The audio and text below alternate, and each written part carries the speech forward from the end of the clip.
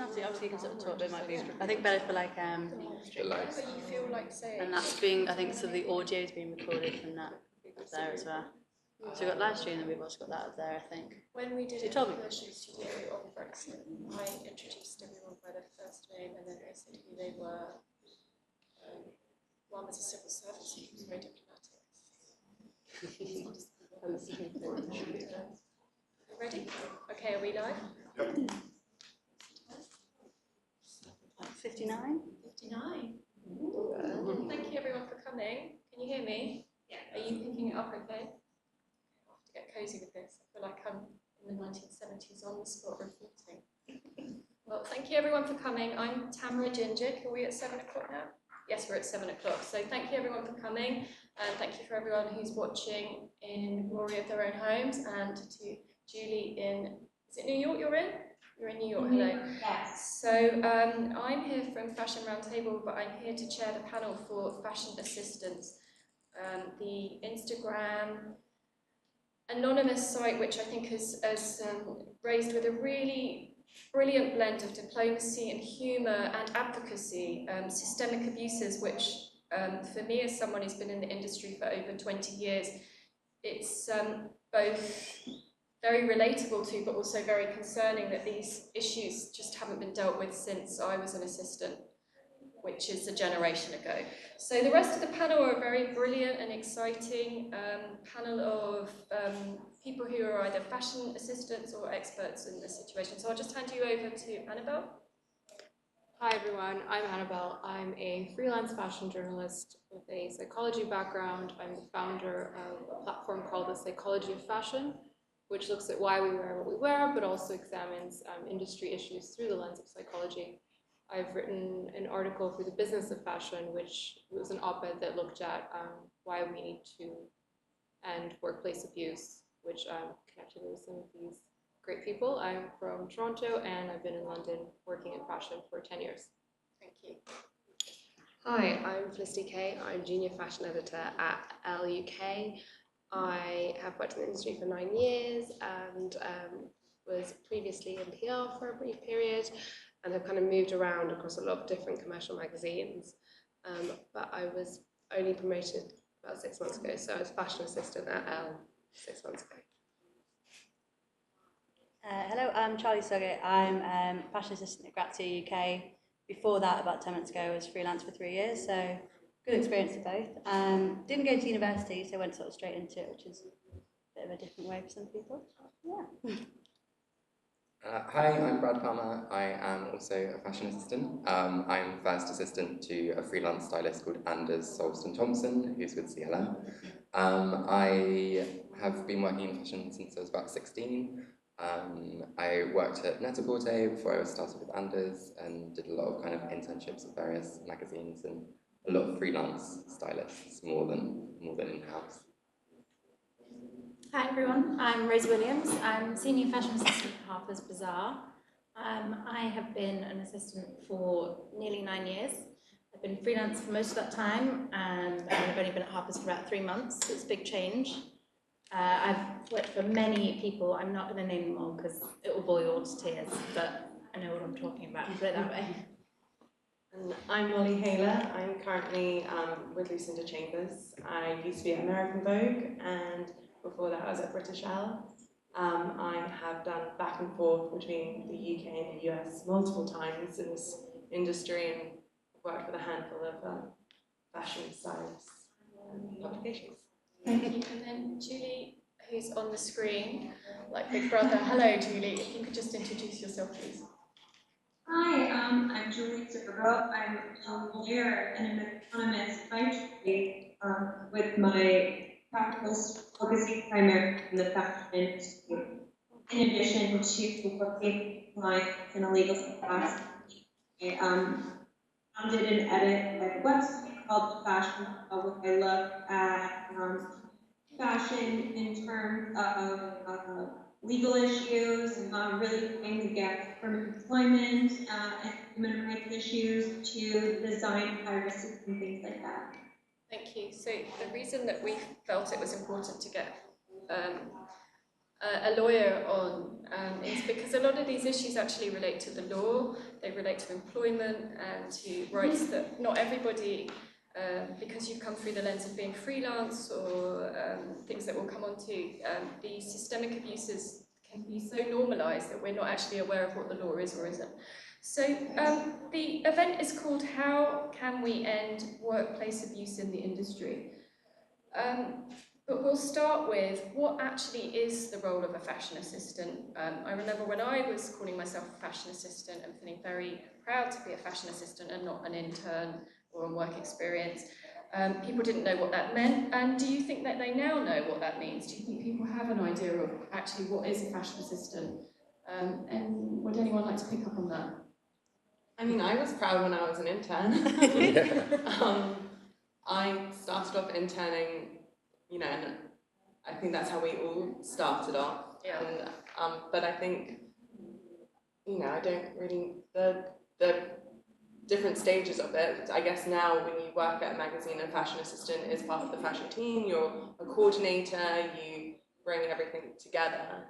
But I mean, that can, does anyone else want to take that in? So the day-to-day roles kind of change. Obviously at the core of it, you're the midpoint, you're the liaison between an editor and the PR contact. Yeah.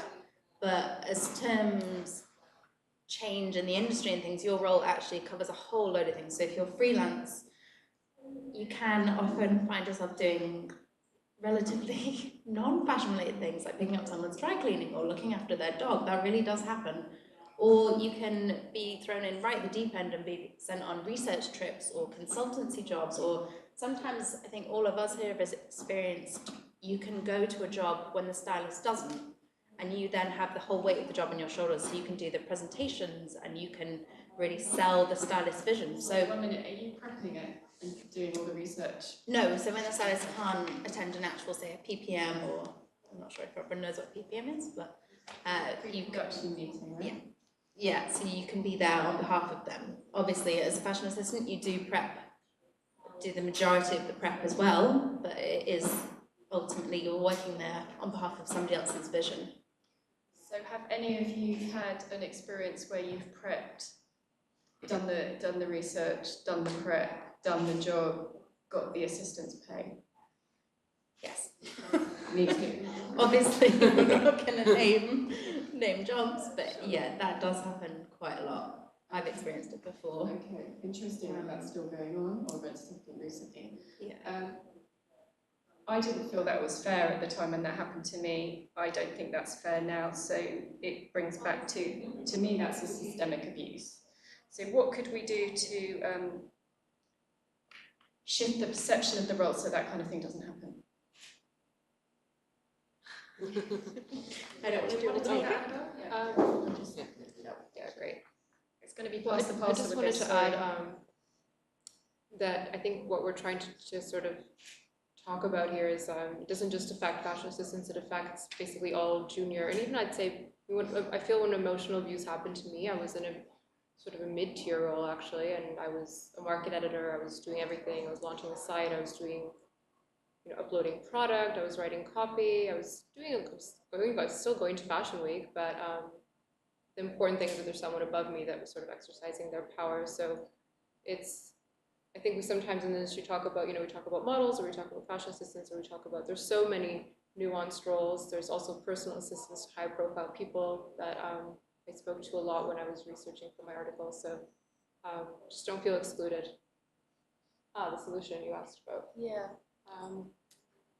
At a systemic level, I think in psychology we look at more at an individual level, and I think that a lot of the senior people need to, it also always starts with self-awareness, I would say, and I think people need to assess and sort of check themselves, their motivations for, why are we doing this? I think the biggest divide I've seen between senior people that have self-awareness is if they've flown off the handle or they haven't treated you properly, they come back and they say, you know what, I'm sorry, I was stressed, I was off center, I was under pressure, are you okay? And they sort of show an awareness about your feelings, and it's abuse, and it's happening sort of on a more intentional level when they don't show that awareness. So I'll let yourself and Julie talk about sort of more about policy and law, but I think psychologically speaking, it really comes down to talking about it so that more people are pushed to say, you know, why'd I sort of assess their motivations and their intentions.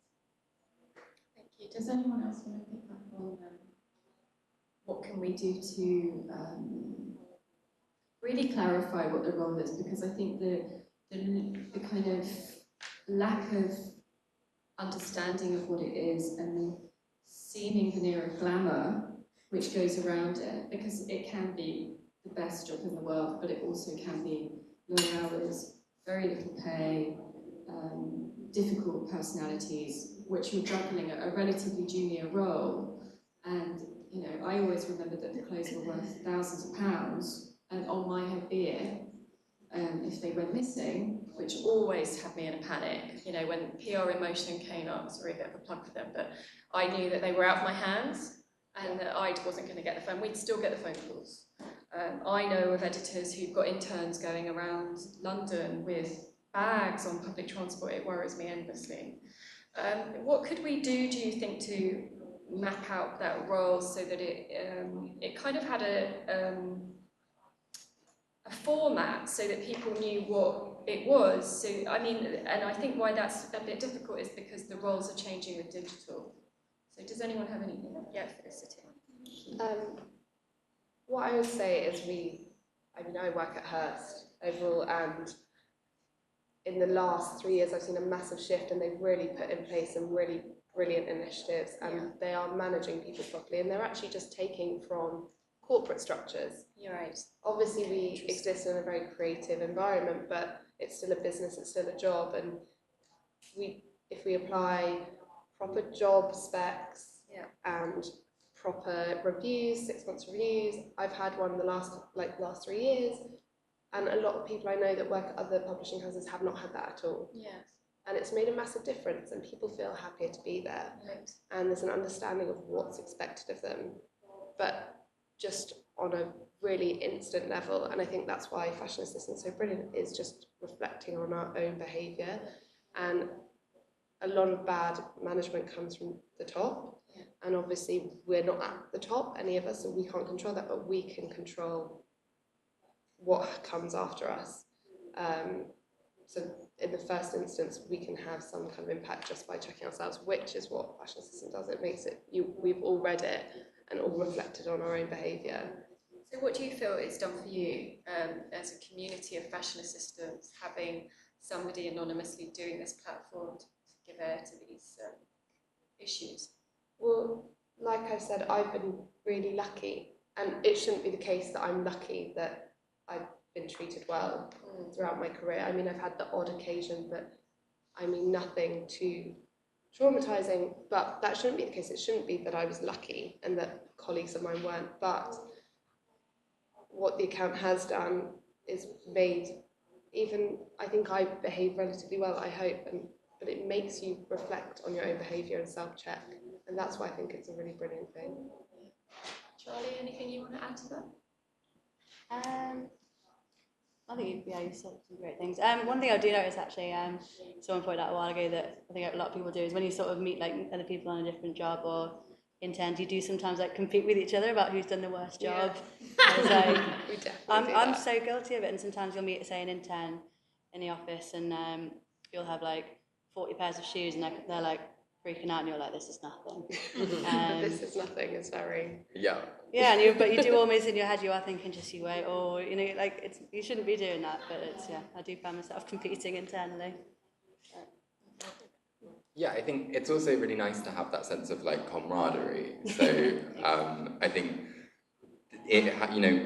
the account has been great in terms of like highlighting issues and the story side of things, but it is also the fun meme side of it is also really important. Like having the sense of being like, okay, it's not just me that's going through this. Like some of them are so relatable and like and it's like such specific things that unless you were like a fashion assistant, you would never ever like get it. But then you see it and you're like, oh my god, this is like it's like speaking to my soul. Like I completely like get at what this means, and I think that's just a really nice feeling to be able to be like, it's nice to know that other people are going through that and that it's not just you, and it's not just like something that's happening with you, and it makes you feel more secure in your job, because a lot of the time when you have situations like that, like when you're a fashion assistant, you have an awful lot of responsibility. Like a lot of the time, the success of the shoot is dependent on you. Even if that's not necessarily the case, you feel like, oh, if I didn't get that look, it was my fault that I didn't work harder. When really it's like, if it's with American Vogue, it's with American Vogue and they trump everything else and you're not going to get it. So it's not your fault, but you're constantly thinking, oh God, if I tried something else, or if I tried harder, then maybe I would have gotten it. So it's nice to like have that feeling of being like, oh, okay, it's not actually me. It's not just my like not doing it properly. I mean, the issue that's systemic in that is that there are more magazines or more platforms with the same amount of samples. Oh yeah. So, you know, I remember an editor who's extremely successful that I was an assistant for that was like, why can't she get look? I mean, I was being spoken about in the third person in the room. Why can't she get look 27? It's for Kate Moss. And I said, because it's at I think it was at American Vogue. Yeah. I said I can get look 26, look 25, look 20. I mean, I cannot get it. I can't get it. Yeah. I physically can't get it. You're going to the Caribbean. And my answer to that, having been an editor, is you have to work around the system. You know, you have to work with what's available. You have to be, if you're not a bit creative to make a look work, then are you arguably that talented? Which is another question which I'm not going to come on to. But Julie, I thought what was interesting about what they said here is what Felicity said, is corporate structures into a creative place of work. I think that's going to be harder for people in the growing freelancer market, but I think it's something that, you know, Kenya came and spoke last month at an event that I hosted. I know what Hearst are doing on BAME issues. The platform is a very exciting place to work. I think if there's an opportunity for any kind of development of what the role is, I think that might be actually, interestingly, looking at corporate structures, the public sector, potentially could be a way of safeguarding. What do you think, Julie? Yes, I think she was spot on in saying if you work within a corporate structure, there's just these more safeguards in place. If you work at a publicly traded company, there's just greater expectations, and you're held much more accountable, because if you hit things handle your share price will suffer. Yeah. When it comes to startups and private companies, these are not the same types of concerns, and unfortunately, it's employees and especially freelancers that just suffer the most. I think that one thing that everyone could benefit from across the board is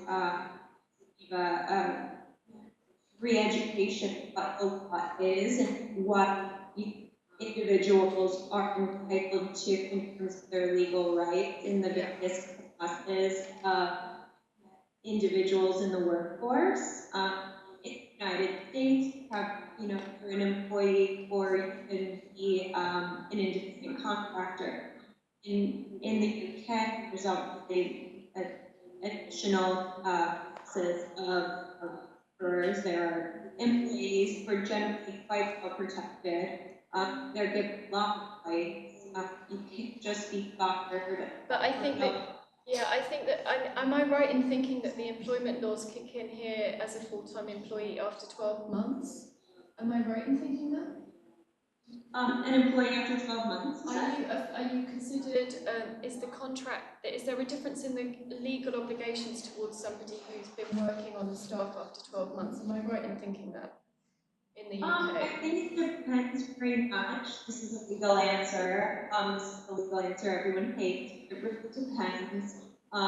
It depends very much on the individual contract. Obviously, in the UK, tends to give right if they're working continuously, even if they're specifically are an employee. It recognizes consistent work over a specific period of time to elevate status to employee. Right. So yes, I think you're spot on in that. I'm not sure if it's 12 months or what it is actually. I believe it is, and I think that's why some of the things that have been instituted towards fashion assistants on staff have been around 11 months, haven't they, for long-term intern contracts. Yeah. Thank you, Julie. It's actually really difficult to hear you, so I was doing a bit of lip reading. I'm so sorry. It's just the Oh, sound it's here. usual. It's a bit hard for me to hear So too. sorry. So If I just pick up on the yes, freelance. of course, please. So I think with like going back to defining a fashion assistant, I think it is what Ella's doing and what Hurst are doing is amazing in terms of really defining that role. I think it's a lot more difficult when you're in a freelance environment. Yeah. I think it varies from stylist to stylist, but a lot of the time you won't necessarily have you won't be given a job spec, you won't be given a specific, this is your job, this is what your role is. Something that the agencies could be picking up on for those bigger editors, because actually there should be a job spec. Yeah, I think agencies are always a good idea because they're obviously, when you work with a freelance stylist, it is often just the two of you, and they're running their own company, but it's not a company, it's just them. Yeah. So they might not necessarily have the administrative support or the legal support or things like that to kind of work through that stuff, which is why I think nearly all major stylists, they are represented by agencies, and I think having more support maybe from an agency to help them define that, and kind of that their agency oversees that might be a thing that's helpful. So I've often said as well, I feel like there should be agency representation for assistants, which I know is a bit of a difficult thing to define. But for example, so Anders is with CLM.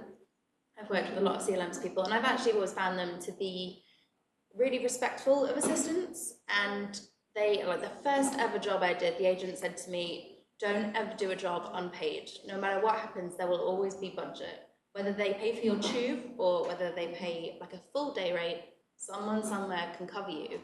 So I think I'm one of the few who's never done an unpaid internship. But then again, that also might be, I know, shocking, and Get small. out. But that's also probably because I'm not from London or from a rich family. So when I moved here, I had everything to lose. So I went into it and said, if you pay me, I will be worth your money. But anyway, I'm digressing. So the point is, if an agency has the budget to sort of cover anyone from stylists to photographers to lots of different people, I feel like there could be a real future development to have an assistant section, because then they can also provide the guidance and teach you about really boring things that you don't learn at school, like how to do your own tax return, which all of us still struggle with. Yeah. And just all these things about negotiating a day rate and, all the things that nobody actually knows how to do. So what is the day rate nowadays? Oh, it depends on the job. Depends on the job. Yeah. I would say 200. Yeah, a really good day is 300. What about editorial? But that is so editorial. rare. Editorial is Yeah. nothing. Editorial is nothing. Yeah. Editorial's But about I- 70 because that's minimum from Yeah. my From a Hearst point of view, yeah. But I also say that when someone becomes someone's just a full-time assistant, and if you are ever put in that position, whether they're freelance or not, it is so important to get a contract. I cannot, you then it's in your job role, what's expected of you, what you rough can idea of get, working your hours. benefits from it, are you on their health insurance? Because at the end of the day, if you're working with them, if you fall and you're not in England, the NHS, you're falling in America or something, you trip up, what's going to happen? And I think it's so important that you are part of their team. If they've decided to employ you, you need to make sure that you're under a contract, because that is really goes under a miss quite a lot, and it sounds silly saying it, but Exactly. Love you. Yes. No, I agree with you on that, and it's not actually something I am. yeah, I think it is the American in you. I like it. I think also, thinking of it from an editor's perspective, a good assistant is invaluable because you know that they will think creatively to get you the most exciting pieces that elevate a shoot. I mean, this Look 27 story, for me, you can work around it. As an editor, you can work creatively. But, if they're bringing in stuff that isn't in your depth of field or previous assistants have brought to you, it creates a synergy which creates the most exciting shoots. So I've always felt that that role's invaluable. I do think there's a lot of pressure on assistants. I think that it's exciting to think about corporate structures. Actually, now I've got older, I'm very excited about the corporate world and the public sector. Having worked in Westminster as well and seen interesting developments of what's going on there, which mirror here, in terms of lack of support for workers within Parliament. There's actually mirrors. I think the idea of a contract, I love it. And now we're going to move on to mental health issues around the job. The joy. So the hours, the loss of sleep, the panic about not getting look 27 when you're working for somebody who's very challenged, because also built into why possibly you might not have a contract is if you're working for a freelance editor, eventually they unless they're at the top, they don't know what they're earning month to month, and it's very hard for them to know what they can offer you in terms of job security. So it's very difficult for thinking of it from that level, unless you're one of the top 2% to offer that security. So how do you guys, other than looking at fashion assistants on Instagram and thinking, wow, someone's heard me, how do you as a community deal with it? I mean, the one thing I find great about this job is that you become friends with people on shoots, you become friends with other, fashion assistants, photographers' assistants, and it is really great to just talk about it. It's really, there's nothing more therapeutic when you call someone or you text someone and go, shit, I can't find a white pair of gloves, and your head is going absolutely mental, and then someone goes, oh, but Can we just say that happened today? Between So us. that's what happens. Did you find the gloves? Well, yeah, I mean, the great thing is we've got so many great people that, people have this sort of persona that fashion can be really bitchy and you're out to get each other, and the thing is that we're actually, once you find your core support system, they're with you for life. I mean, if I can't do a job, I will suggest someone that I know can do a really great job, and I think it's really great that we support the people around us. So we then, we stress out, and then what may seem like a huge deal to you, like something goes missing or you can't get a look or someone's not replying to you, you've got a core of people around you that say, well, it's happened to me, it's just a job, breathe, and, So on to the next. Are you guys communicating that internally with people at your level, or are you going to your bosses to communicate that? Are you talking, if it's impossible to get a look? I mean, I think if it's impossible to get a look, you have to be honest with your boss. At the end of the day, it's like, you can't get it, you can't get it. And I think it's even more, I mean, I learned this from a very later on point of view. I always used to think if I don't tell them and then the day of the shoot be like, oh yeah, couldn't get it. That doesn't work out very well. It's better to be honest and to be upfront very early on, so you can find a way to get around it. But I mean, yeah, I think if you've got it's really important to have a really good communication with your boss, but I also think it's really great to have a really good core of friends. I think as well, if you're you have to also bear in mind that stylists are the majority of freelance stylists, when you are in a busy period, are super busy.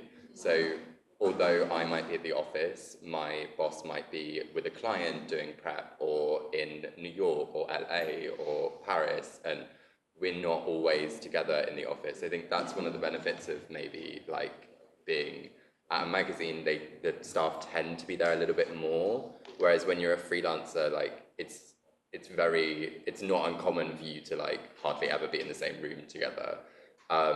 So you don't have that immediate feedback of being able to swivel around on your chair and be oh, by the way, I couldn't get this look for everything has to be done over email, and then once you start doing things over email, it makes it more serious. There's this whole it's you can't once you move into email, it's so much more easy to turn to someone and be like, oh, by the way, I can't get this, and it's not a big deal. Whereas once you start like having, you like sweat over your email being like, oh God, I've got to like work out how's the best way to like phrase this, and like, I don't want to come across in like the wrong way. Putting all the no's. Yeah, so... I think, Brad, there are 2 points. One's isolation, and 2 is lack of job security.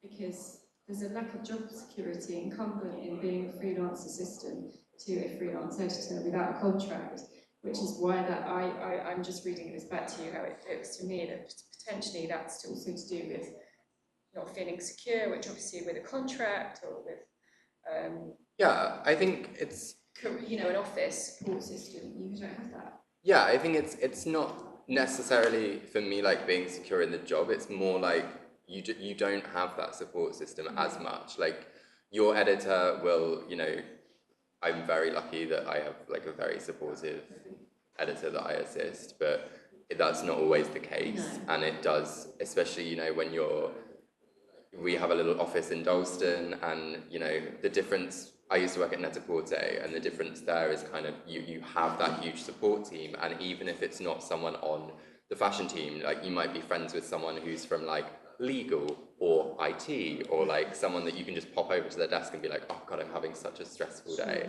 Whereas with us, it's kind of like you might not necessarily have that. It could just be me sat in an office in Dalston by myself. So I think it's like, it's so important to have like good relationships with other assistants, because then you get that immediate feedback from them of like, when you panic, you can just text them and they'll reply immediately. Because we're used to being on our phones. Yeah, exactly. We're on our phone all the time. Yeah, pretty much. Immediate response always from a fashion assistant friend is because we are glued to our phones. Yeah, so, yeah, 24/7. So yeah, it's nice to have that like sense of support, because you can't, and that's not necessarily even always their fault. Like, even if you are the most supportive editor and you are the most supportive stylist, if you're out with a client, you can't be replying to your assistant every 5 seconds. You're with a client, you're on a job, you're busy. It's not even necessarily that, you know, they don't want to. Sometimes they can't. So it's nice to have someone else to like kind of relate to and vent to and help you. Yeah. So I'm going to ask a question about when it gets tough. Why sometimes do you think, and I think we've kind of got an answer for this, is why do you think sometimes it's so hard to open up about when you know something's crossed a line, when you know, or, you know, even if it's not happened to you, it's happened to a peer, and you're like, hang on a minute, this isn't right. This sounds abusive, this doesn't sound healthy. Why do you think it's hard for the industry to listen to the voices of the assistants, which is why this platform's been so important? I think it also depends on what people's own version of abuse is. So, for example, someone I used to work for, who I'm still very close to, so I'm not going to slag her off in any way, but she wouldn't ever send me one text message. She would send me about 50 in a row and get really hyped up, and that links us back into the conversation about things being done via email instead of picking up the telephone, because if you hear someone's voice or if you see them, you can read a lot more from the way they speak, as opposed to just the words on a screen, which can mean anything. Right. That's so true. Like I've often like, you know, sweated over an email of being like, oh God, I can't find this thing, and you know, you do put it off telling them not until the day of the shoot, but you put it off like because you hope you can fix it until like the end of the day, and then you'll email them and they'll kind of be like, oh, that's fine, don't worry, no problem. But it's the same thing of like, if they were there, you could just get that immediately, but then instead you waste 5 hours panicking about their response, and they could just turn around and be like, yeah, no worries. I mean, I don't think that's abuse. I think that's No. But I just want other people to pick up on that, because I think there are moments in this industry, I have now been looking back at what I went through as an assistant, which I normalised. And I don't think I'm alone in these experiences. It doesn't seem like it, having looked at this Instagram page. So why is it becoming hard? And Annabelle, could you pick up on that? Yeah, just to clarify, going back a little bit, so in psychology we look at 3 different kinds of abuse: physical, just more violence, sexual and emotional. And emotional is the most common. Many sources will say it's actually the most damaging, but it's the hardest to prove. And that's often the question, how do we can't just scream abuse at every negative experience we have. That's why it becomes such a gray area, but I think generally it's defined as behavior that results in psychological trauma, i.e. anxiety, depression, or PTSD. And I think in the literature, one thing that always comes up that sort of separates just a bad interaction and abuse is this element of sort of intent and awareness, like the person's sort of intent to harm. We've all had the boss. Obviously, there's lots of passionate people in the fashion industry that can often, fly off the handle, but there's always this sort of regard for your feelings. They come back and say, I'm sorry, I was off kilter, I was stressed, I was under pressure. But when there's a sort of element of intent, when there's threat, do this or you'll never work in the industry again, which is quite common. There's sort of this power trip, and there's this threat that was often described in people that I spoke to when doing my research.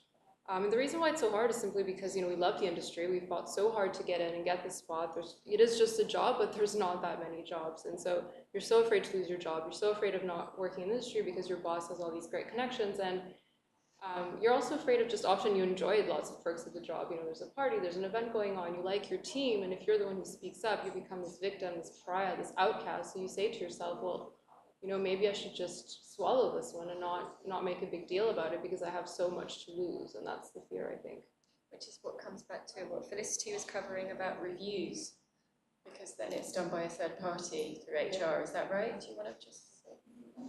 Yeah, I think having the structured job description so that if you're asked to do something outside of that, you can refer to it and say, well, that's out of my job description, that's not what I'm supposed to do. And there's obviously an element of flexibility in that they can't list every intrinsic detail, but it's logical. But one thing I was going to say is, I think, again, going to things that we can do immediately is we, as sort of an industry, need to stop saying, oh, this hilariously awful thing happened to me, because it almost justifies it, and especially with that creative genius myth that they can behave really badly, and that's not okay. It's not a funny story. And also as we were saying, that, well, you haven't done this yet, the kind of somebody saying this is really bad. Well, I had this one time on a shoot and it was really awful. It doesn't help. It needs to be more. So more empathy. I think more empathy and more. Yeah, more empathy. Awesome. Charlie, do you want to say anything quickly? No, I Charlie wants to. I was just going to say also, I think it's time that we stop getting worried that just because we say no to someone with working with them again doesn't mean that we're never going to get hired anywhere else. I think it's really important that if someone treats you badly, don't work with them again. There are many, many more other people you can go and work with. And just because the fear of you going, they're offering me a job and I can say yes and I can put myself through it, I don't think that is, £150 is not worth mental health. And I think that's really important for you to understand that very early on as well. Just quickly on the mental health, sorry Charlie. So I have actually left 2 jobs because of my mental health. So I had quite bad anxiety, which I didn't even know about until 3-4 years ago. And it was 2 separate jobs, both for the same reasons, but it was when they sort of transitioned from being a mental thing to a physical thing. And I was having heart murmurs and things like that. And it's at that point, I think, was my turning point in the industry, where I suddenly realised that actually it's just clothes. Yeah. So even if someone is being so mad at you and making you feel terrible, at the end of the day, nobody's died. You will always find work. There will still be somebody else a bit more compassionate to go and work for, somebody else who doesn't maybe have such an intense workload, or somebody who says, you do so much, I think maybe we need a second assistant or another person. There are always other opportunities, and I think a lot of people can get worried about that, but there is things outside of your own bubble, and I want to make sure that people know that, there is a way out into different avenues. I think what's interesting to me, Rosie, and I've never met you before, is that you'd said you'd been quite lucky, and then you've just revealed 10 minutes later that you've quit 2 jobs because of the stress and then and the impacts on your mental health. So I think framing that through the positive lens is great, but also it is I quit from somebody who's super successful after a month of this. I mean, it was lunacy, the mind games, and the pay rate wasn't right, and I just quit after a month, and it didn't hold me back. It was a bit embarrassing when I ran into events after for years, but I swerved it, and there are other people to work for. I think you're completely right. So one of the jobs that I left, I don't want to say what it is or anything, because I don't want people to think I'm slagging people off, because actually the jobs that I left were incredibly supportive about it. They were like, you need time to yourself. I see that you need to go and fix yourself. So I don't have anything negative to say about them. It was just the intense work pressure, which I think has changed a little bit. I think because of all of these discussions that we have, I think a lot more people are critically aware of the workload that we take on. So like Brad said, if your job, say your boss is in LA working on a job, you're still at a different location prepping another 4 different jobs. So, there is a workload that often is just unexpected and unmanageable. Yeah.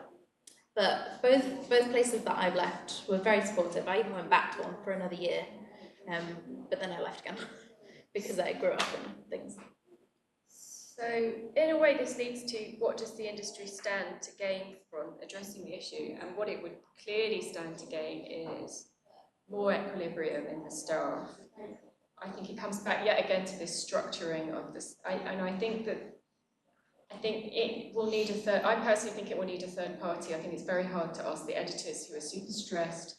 I know this. You're managing job to job. You're super excited to get all the jobs. Your career is dependent on your reputation, which is dependent on the jobs and the money, and so it's all built into that. So it almost needs a third party to activate some codes and conducts, I think. And you're right, I can see that you're taking on 20 shoots, and actually that means that somebody's doing the prep, and it's very stressful for the team who are younger, and it comes down to the training that I had out of the fashion industry on resilience. But then when does it hit a fine line and it's actually impacting on mental health? You can't even use your resilience, which is your teams of support, your WhatsApp groups, your, oh my God, I hate that person, oh, I like them really. It can go deeper. So, I mean, what we've answered our own question in way of what does it stand to gain? It stands to gain a healthier workforce, which is obviously vital. I would also argue it would therefore support people from less privileged backgrounds having more access, because payments would be inculcated into the system more properly. But does anyone, and I would really like Charlie to answer some questions, what do you think it would gain from this? Sorry, say that again, sorry. What do you think the industry would gain from dealing with these issues? And then Julie. Maybe Julie go first. I think that fashion can only benefit from modernization because transparency is important, and there are so many channels for individuals to air grievances. Fashion brands or publications only stand up if their reputation is tarnished. Secondly, if these things are handled properly and handled proactively. And I wanted to add one other thing in regards to our last question. I think that it's so important for everyone to know that even in corporate structures, if you are experiencing abuse, if you complain about it or bring it to the awareness of HR or another individual, you absolutely cannot be fired for that. That would be retaliation, and that's absolutely legal. I know that the big fear of blacklisting and never working again if you speak out, but at the end of the day, that's legal, and that's something that people need to know. Yeah. So what you're saying is that speaking out on blacklisting isn't illegal. You're totally entitled, and it wouldn't mean that you would lose your job because it was a bit fuzzy. That's what you were saying. Thank you. Exactly. Thank you. Charlie, do you want to say anything? No. Okay. I'll ask you the next question. Actually, Do we feel that some of the abuse is women against women? Has feminism hit the fashion industry? Or, I mean, it's a very female-heavy industry, but I would counter that because I just got the facts back again, and I knew I'd shared them before recently. So there was the gender pay gap issue was revealed, I think 6 weeks ago in the UK. So Arcadia Group are paying 62p to the pound to women get 62p and women get £1. At Condé Nast, the gender pay gap's 37%. So I wonder whether that also, it raises the issue of why there's a women against women, because still at the top, the pay gap is still, the CEOs are still mainly men. Meaning that the women, therefore, are they in a competitive situation where they're pitted against each other? What's going on here? I mean, it's not something that I particularly dealt with, but why do you think that's happening? Charlie is going to answer a question in a minute. I personally haven't experienced any women against women in the industry. I think there's been a bit more Molly's face. I think maybe I'll let Molly answer this question. No, I mean, I think, I don't think it's women against women. I think it's job against job. Right. Yeah. It's not like, it's not. it's, a I think gender it's thing. really important to stress that, it's seen as actually, it could be seen either way. It could be seen as a male-dominated industry, or it could be seen as a female-dominated industry. From my perspective, I think I see more women than I do guys, and in the roles and in position. But I don't think it's ever going a woman versus a woman. I think it's a job versus a job. Who is going to get that job? And I think it's more of a power it's play. more of who can bag the most campaigns, who can bag the most covers, who can bag the most editorials. It's not like, oh, they're a guy that can get it. I actually think the opposite. Sometimes I think women get employed because they don't want to hire